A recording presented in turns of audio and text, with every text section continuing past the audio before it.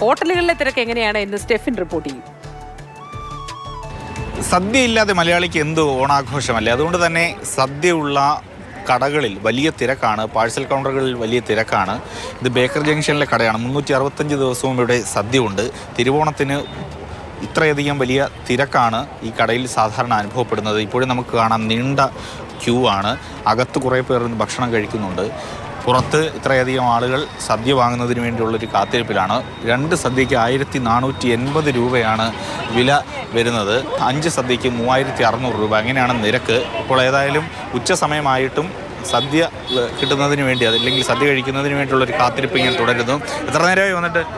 വന്നേ ഉള്ളൂ. നേരത്തെ ബുക്ക് ചെയ്തോ? അതെങ്ങനെയാണ്? സദ്യ ചെയ്തില്ല. ഓണാകുമ്പോൾ ഒരു സദ്യ വേണം അല്ലേ? സദ്യ കഴിക്കാനുള്ള കാത്തിരിപ്പാണ്. സദ്യ കഴിക്കാനുള്ള കാത്തിരിപ്പാണ്. നേരത്തെ എങ്ങനെയാണ് ബുക്ക് ചെയ്തിരുന്നോ? എന്താണ്, എങ്ങനെയാണ്? ഇല്ല, ഞങ്ങൾ വിളിച്ചു ചോദിച്ചിരുന്നു. അവർ പറഞ്ഞു വരാൻ പറഞ്ഞു. പാർക്കിംഗ് തന്നെ വളരെ കഷ്ടപ്പെട്ടാണ് കിട്ടിയത്. ബട്ട് ഞങ്ങൾക്ക് ഇവിടെ നിന്ന് കഴിച്ചാൽ കൊള്ളാമെന്നുണ്ട്. പക്ഷെ നോ രക്ഷ, ഒരു 2 മണിക്കൂർ വെയിറ്റ് ചെയ്യേണ്ടി വരും. അത്രയധികം തിരക്കുണ്ട്. ഇപ്പോൾ തന്നെ നമുക്ക് കാണാം കുറേ ആളുകൾ ഇങ്ങനെ കാത്തിരിക്കുകയാണ്. ഒപ്പം തന്നെ ബൾക്കായിട്ട് ബുക്ക് ചെയ്തവർക്ക് ഇങ്ങനെ ഓട്ടോയിൽ അല്ലെങ്കിൽ വാഹനത്തിൽ സദ്യ വീടുകളിലേക്ക് എത്തിക്കുന്ന ക്രമീകരണവുമുണ്ട്. പക്ഷേ ഇത്രയധികം തിരക്ക് നിയന്ത്രിക്കാനാകുന്നില്ല. പോലീസിൻ്റെ ഉദ്യോഗസ്ഥരൊക്കെ തന്നെ ഉണ്ട്. വിവിധ ഇടങ്ങളിൽ നിന്നിങ്ങനെ സദ്യ കഴിക്കുന്നതിന് വേണ്ടി ആളുകളിങ്ങനെ വരി നിൽക്കുന്ന കാഴ്ചയാണ് നമുക്ക് ഇവിടെ കാണുവാൻ കഴിയുന്നത്. പ്രേം ശശിക്കൊപ്പം AK സ്റ്റെഫിൻ, മാതൃഭൂമി ന്യൂസ്, തിരുവനന്തപുരം.